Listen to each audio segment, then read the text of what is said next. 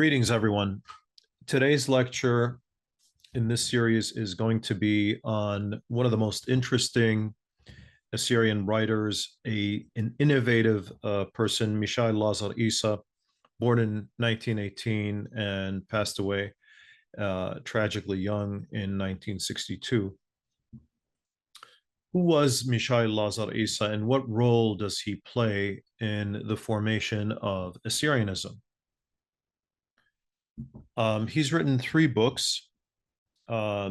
These books have been translated into the English language. These books are Tunyate, and this is the source that we have for this presentation. Tunyate Mishael Lazar Essa, which contains Mabu'at Pulaga, Ida it Khazada, and Hakim Khoshaba, Wardiyat Ninwe, Marganiyat Qamghzure, Ninib Ushushanne. This lecture is also based on the conversations with author Mikhail Mammu, extensive conversations regarding Mishael Lazar Essa, who interviewed his wife and daughter in Hoyoda magazine in August of 1986. So it's his recollections from that interview and September of 1986, volumes 99 and 100.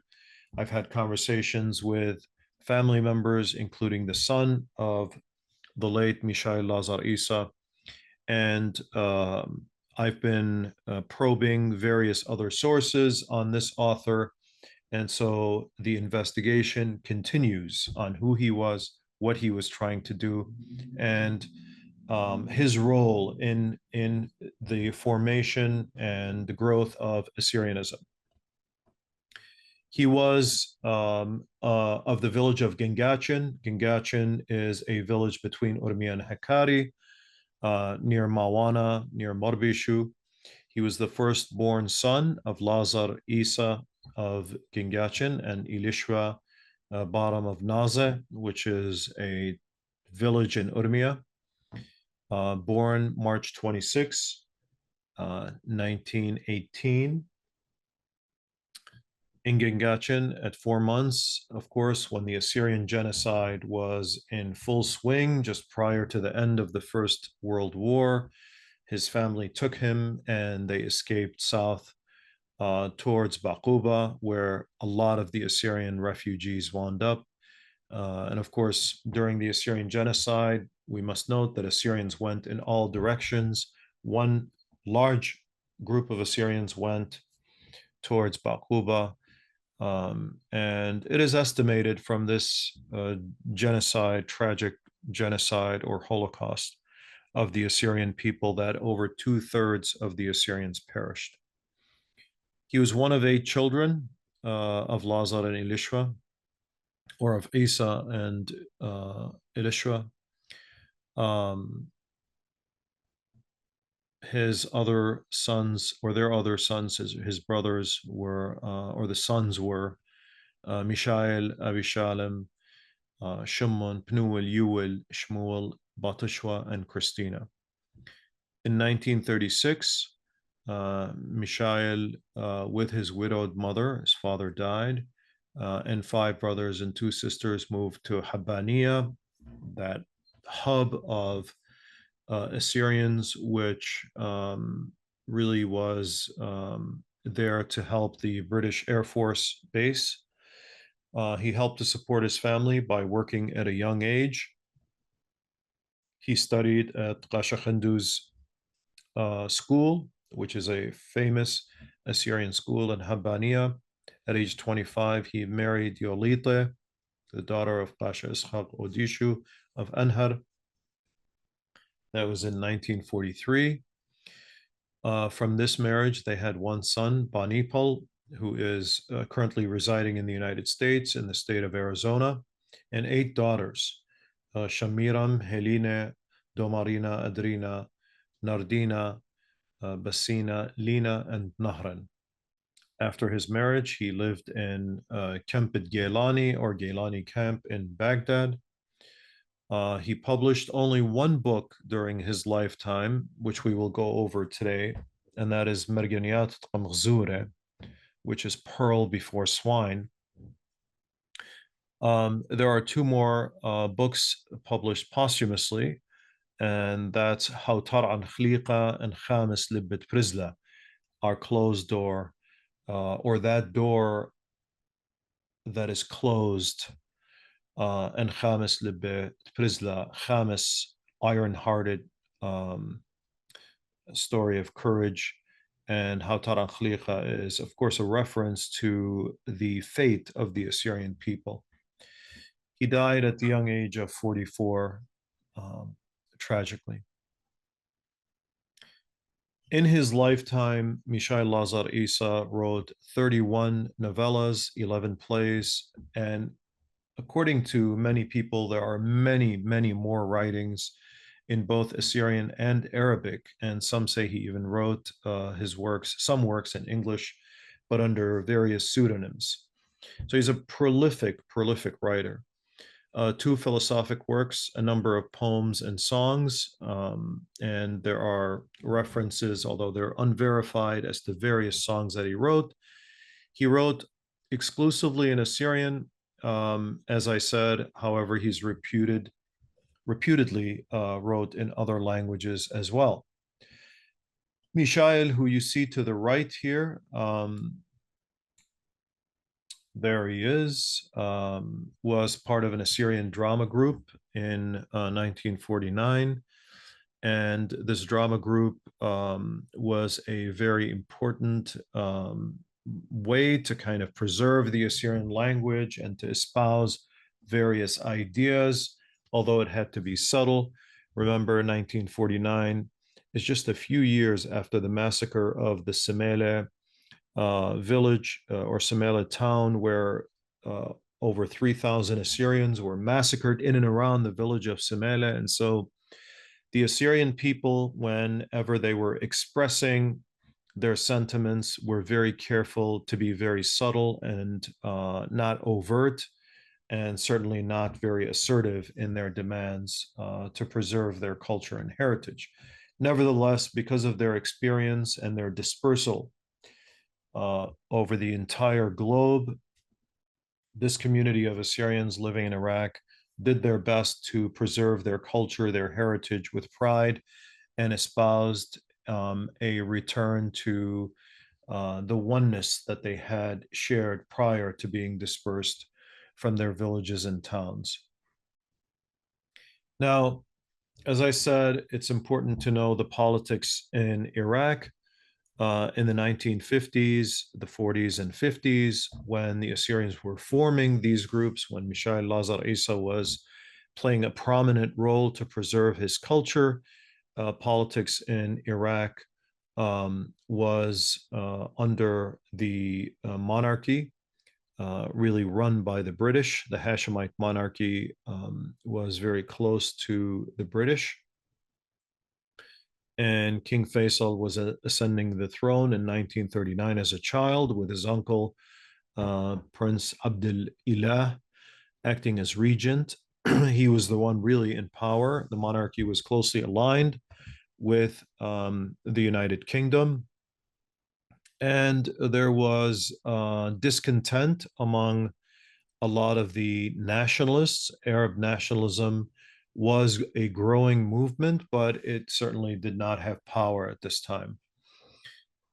The broader Arab nationalist movement swept across the region, and it was a threat to the powers that controlled Iraq, namely the British, but also was a concern for the United States. The main concern of the United States and Britain was the growth of communism.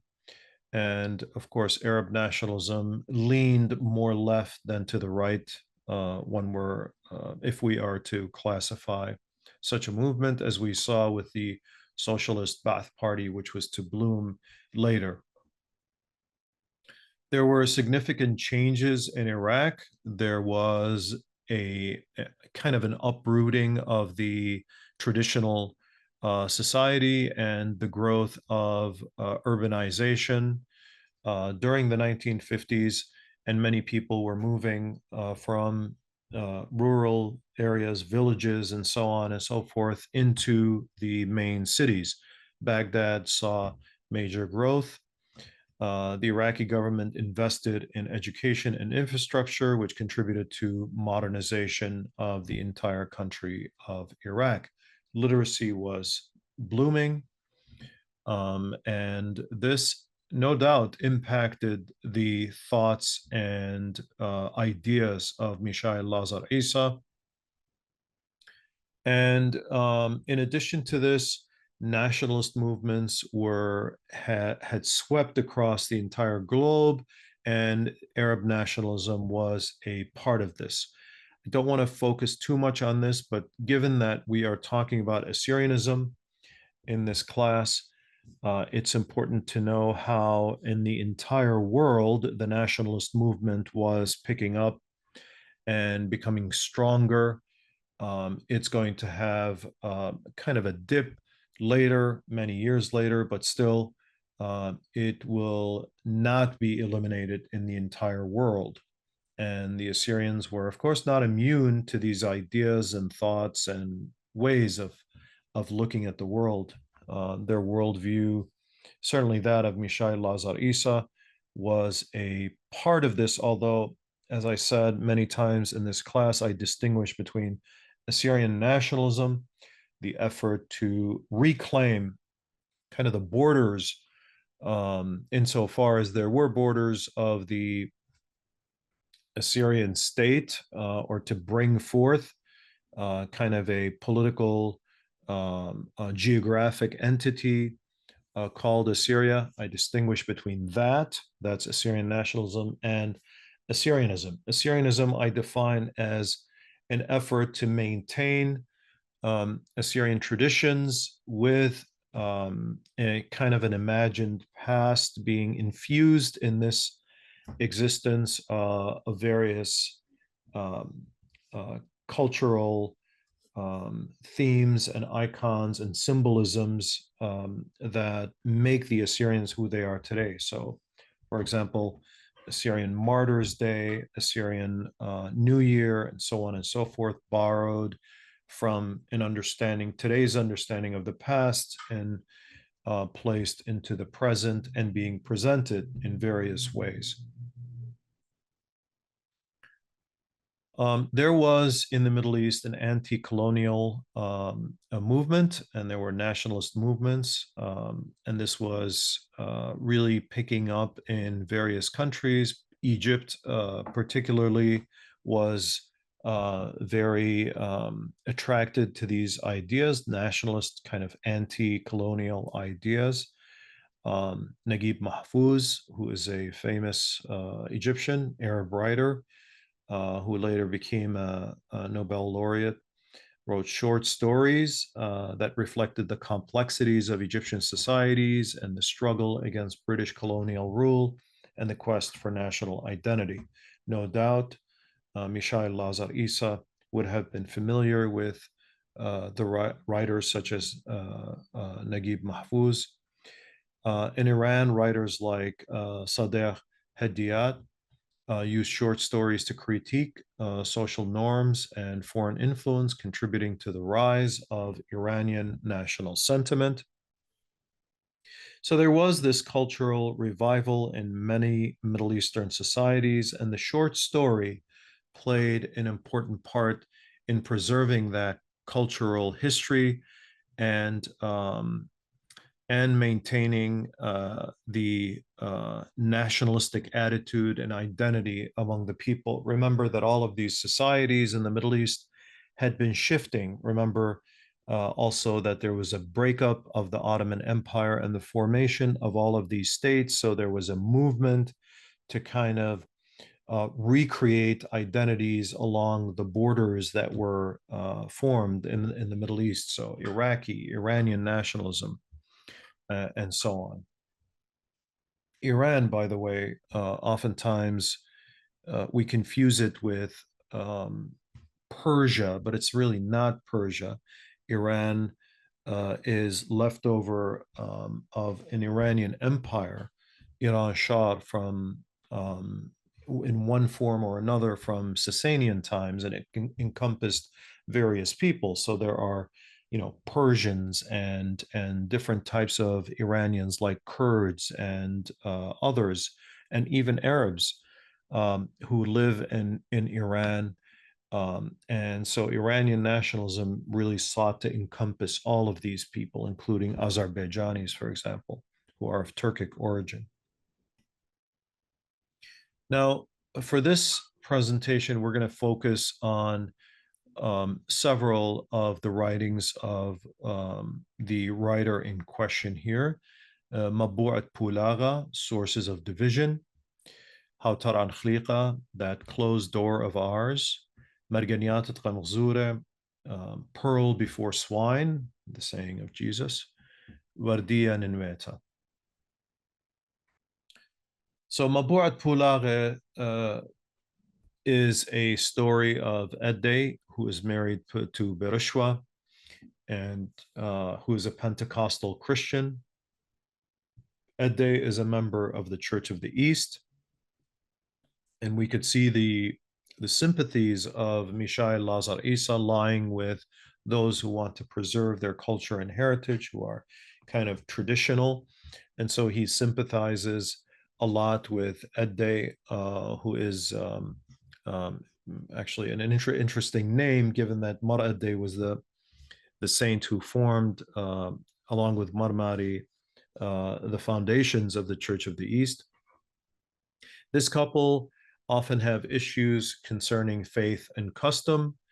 On Christmas Day, Edde invites the priest, Qasha Dincha, who's a member of the Church of the East, to come and at the ending of his fast, or what Assyrians call Shirayat Soma, which is the untying of the fast, the priest comes and has a lively but uneasy discussion with Edde and with his wife, and is accidentally shot by a gun. Then there is mayhem and division and a dispute at the funeral.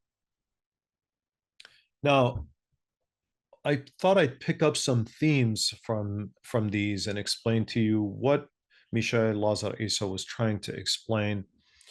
And in one of them, there's a conversation where the priest is talking, and there is a reference to the missionary activities of various Western pastors and so on, because they tried to take away Assyrians who were members of traditional churches, such as, and most primarily, the Church of the East. Then what has our poor nation gained? The priest sighed and answered, it has gained a loss. It has gained a loss. It has gained division. It has gained hate and conflict. It has gained embarrassment and carelessness in love. And there are no able sons to gather all that are now dispersed of our church. So the priest is lamenting, and this is what Mishael Lazar Essa is conveying. The priest is lamenting the division of the Assyrians that came about as a result of the missionary activities of these various Western religious denominations who came in the name of reviving the Church of the East, but really destroyed it, meaning divided it, and left it much weaker. Now, stepping back a bit, what were they doing? Conducting missionary activities to another Christian people? Well, because it wasn't easy to minister to, or possible at all to minister to Muslims. So the next best thing was to teach these quote unquote primitive Christians, such as the Assyrians, true Christianity, true Western Christianity. They did not know about the Assyrians very well. They didn't really understand their history very well. They misjudged, misconstrued, misunderstood their customs. And so here we have, many years later, a priest from the perspective of Mishael Lazar Essa, the Assyrianist, saying our nation has basically gained a loss, endured a loss because it is divided and it is now going through this division and conflict and all the bad stuff as a result of these missionary activities.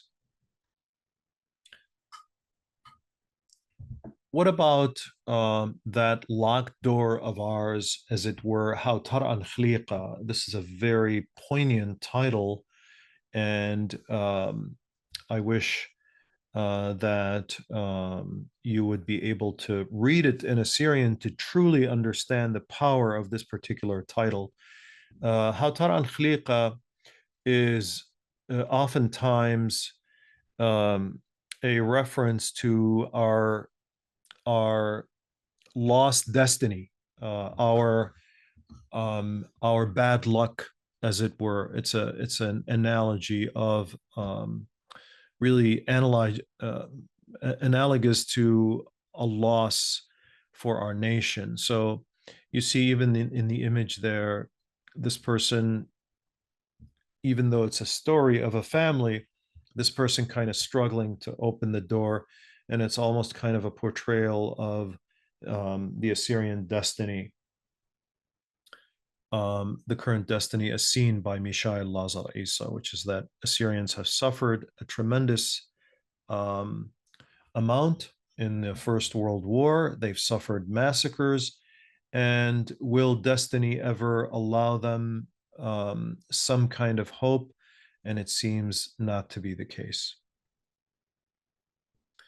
In his dedication, he is very clear about the importance of preserving, again, the emphasis on preservation, not just church customs, traditions, keeping our people together, but also he sees, he laments the lack of people paying attention to the preservation of their language and their culture. In every way, he tells us, our nation is prospering. So he's seeing benefits of modernization, just like many Iraqis were at this time. Its members, leading virtuous lives, are highly esteemed and respected by others for their manners, their purity of heart, loyalty, meekness, and cleverness.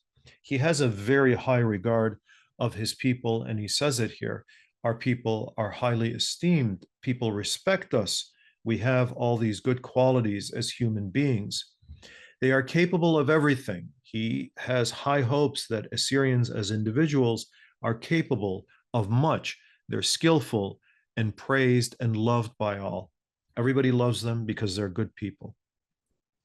Unfortunately, he says in the introduction, their obligation toward their native tongue and their literature is lacking behind all of the nations of the earth.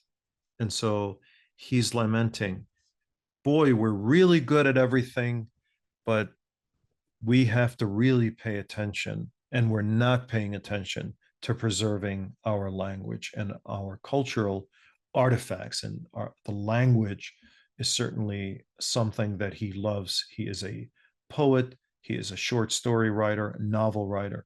So he's lamenting the lack of the use of Assyrian. So what's the narrative in How Tara al Khliqa, our locked door? Ishe is the protagonist. He's deeply in love with Esther, the daughter of a wealthy landowner. Ishe is the son of peasants.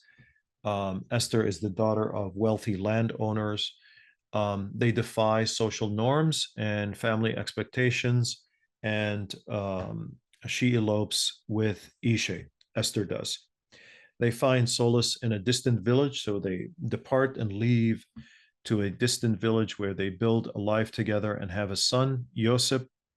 However, their peace is shattered when Esther's brother tracks them down eventually, because There's a great deal of shame concerning Esther leaving her family and living with this man who's not at her level, as it were, certainly class level. And he tracks them down and he kills his sister. This is Ishai's brother. In a moment of rage, Ishai avenges her death by killing her brother. So we have two, a brother and sister, that are killed. The brother kills the sister, and the brother is killed by the husband of Esther, which is Ishai. Now, at this time, he has a son, of course, and the son is left, and he returns home with his son, and he takes his son, and he finds that his mother has passed away, leaving his father, and Esther's father is still alive. He seeks forgiveness. Instead, he is imprisoned, and his son is taken from him. So there's a great deal of loss in this story. This tale is a forbidden love and tragic consequences and reflects the dire punishment for those who disregard the counsel of family and society. So Ishe should have listened to his mother, should have listened to his father, who told him, do not do this. And he is filled with deep remorse at the end of the story and his actions for his actions, and this causes a great deal of pain caused a great deal of pain for his mother who passed away. He accepts his faith, longing for the day he can be reunited spiritually with his wife. But basically, the story tells of certain conventions that are disrupted by the acts of a man and a woman who are in love, and this love winds up in a great deal of tragedy for everyone. And so it's not good to break with tradition, according to this tale. Now, many themes in this story. It's a very beautiful story, of course, of a family trying to come together and then falling apart. But there are many themes that an Assyrian nationalist or an Assyrianist would find very attractive.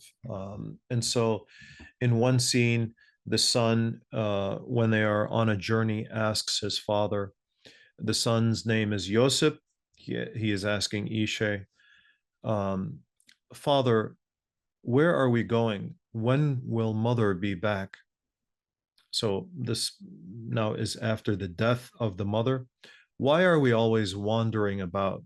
Now, think of these questions in terms of the larger pattern of Assyrian persecution. When will mother be back?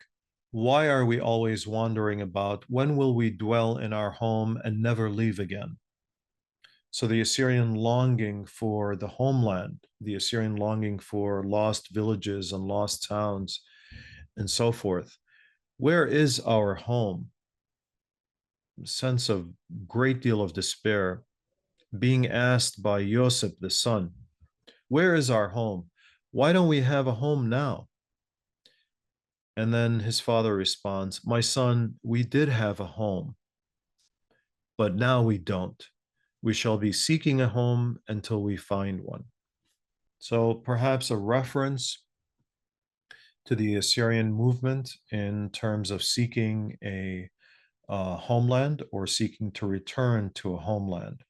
So one is left wondering what the thoughts of the father and son are here, and certainly they're reflective of the Assyrian situation in a very subtle way. Now, Marganiyat et Qamghzure, which is another story that Mishael Lazar Essa wrote, it's a line in the Bible, of course.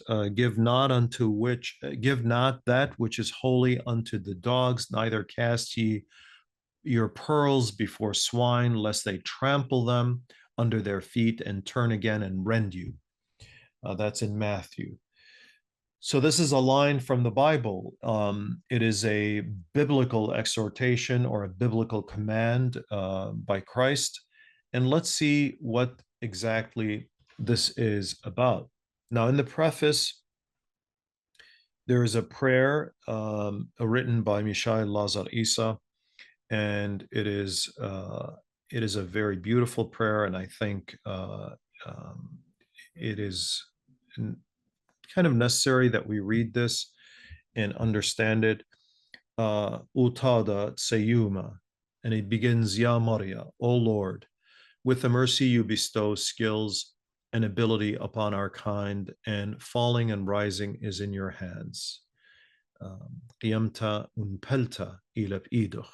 Help, O Lord, that I achieve my goal so that my pen, powerless and weak.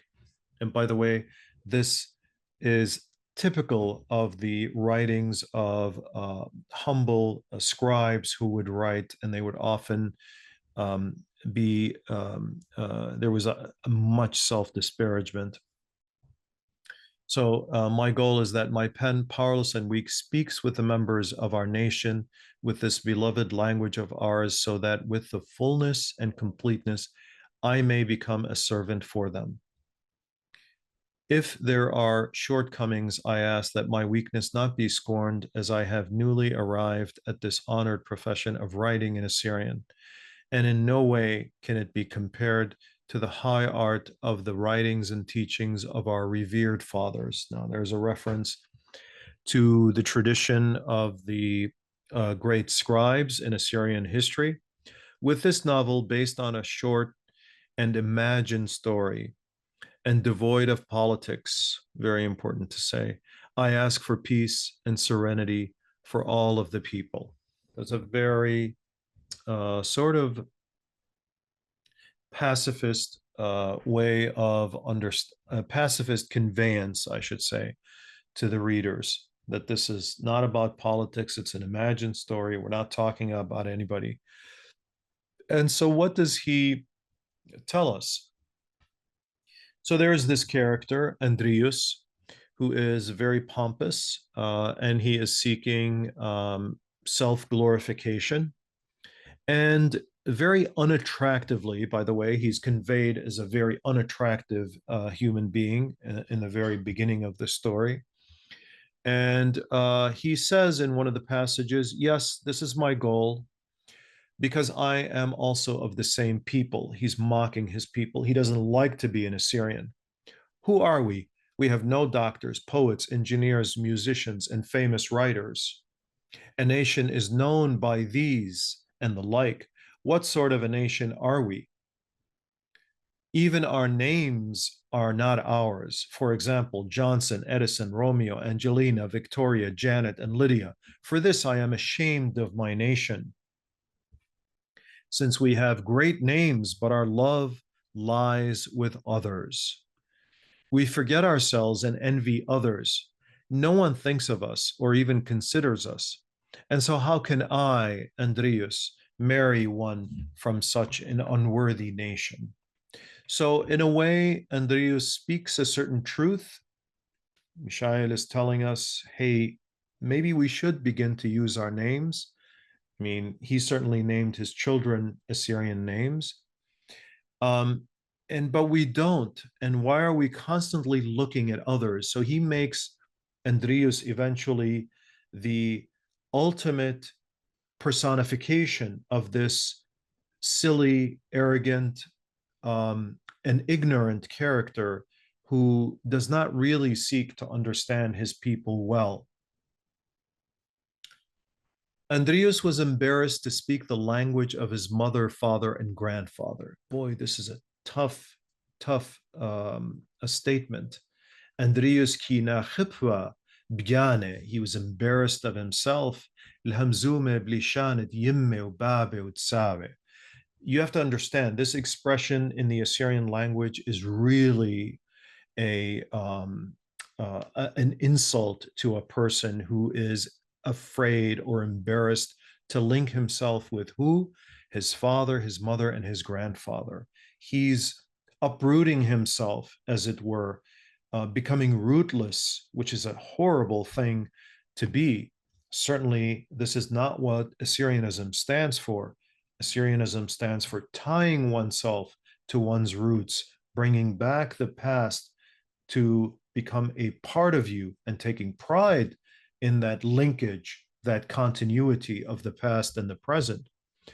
He would lament, God had forsaken me by making me an Assyrian. Mishael tells us that this person is an arrogant person and he thinks that God sort of made him an Assyrian and just forgot about him, did not want to promote him to become a member of another people.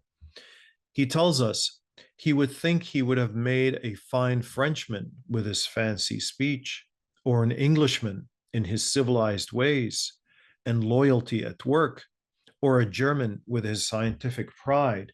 Here, Mishael it tells us of the stereotypes. He's certainly aware of the stereotypes of Frenchmen being, fancy with their speech, parlez-vous français, and the Englishmen being good with their work, and the Germans with their scientific knowledge and pride. So this is what this arrogant and ignorant person, Andrius, seeks. But he was unable, Mishael tells us, to change his existence or his language to another. You just can't change like that. Remember also the story we had. Remember this pattern of don't seek to change yourself. You must be happy with what you are. Improve yourself as you are, but do not transform yourself into something else. Also conveyed in How Tara an Khliqa, our locked door with Ishe, who did not do as his parents wanted him to do. But he was unable to change his existence or his language to another. How could he? He remained in the way God had created him, an Assyrian, the son of Assyrians. Yet his eye and pride was always focused on other nationalities. And here comes the greatest of insults, like a dog, kelba, with a bone in his mouth, but always after the bone of another. Wow, what an insult that is against Andreas. This shameless, and now he's talking about the wife. So he marries a person who's not an Assyrian. She's Armenian, in fact. And he tells us about her. This shameless and wicked lady was called Surin, or beautiful. She was known for her beauty and her sensuous voice and suggestive dances. And now he's suggesting that Andrius, the Assyrian, has fallen for the superficial stuff in life, and he's kind of forgotten his roots, his origins, his nationality, his language, and he's fallen in love with this lady. And just like Ishe did misdeeds in Hautaran Khliqa, here we have also Andrius going against the grain, going against his nature by falling in love with this woman. Many women were jealous of her figure, and many young men would palpitate at looking at her chest and dark, lustful eyes. And by the way, this style of writing is something new to Assyrians. You would not see this in traditional scribal writings, which were mostly religious in the Assyrian language. But here we have a kind of a transformation of sorts, or a change in writing that reflects a more modern look at the past, or more modern language using the Assyrian language. And half of her chest would protrude and be seen by every wicked and holy eye. Both wicked and holy eye would look at this woman and be kind of swayed in the wrong direction. In the period of 14 months, more than 10 times, Andreas was beaten by the friends and admirers of Surin. So, what he's telling us here regarding this character, regarding this arrogant and ignorant character, Andreas, is that he suffered beatings and for 14 months, and he still kept on going with the way he was living, something he should not have done because he's losing his pride. But his pride, he tells us, did not allow Andreas to cease these parties. He's having these gatherings with his wife who is not a very good person, and not just his pride, but also the joy of his wife and her orders for such parties.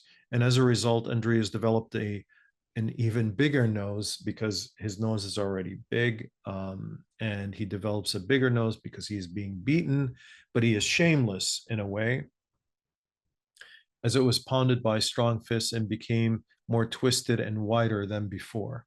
So he's giving us an image, and this is also another newer style of writing, this kind of descriptive way of showing facial features, also a new way to write in the Assyrian language.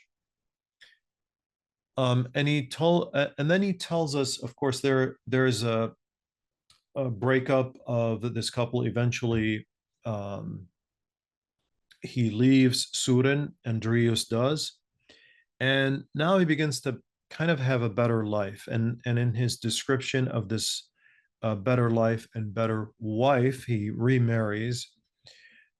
He tells us, and more, she had a sweet beauty that was natural and devoid of powders and lipstick and other such cosmetic material.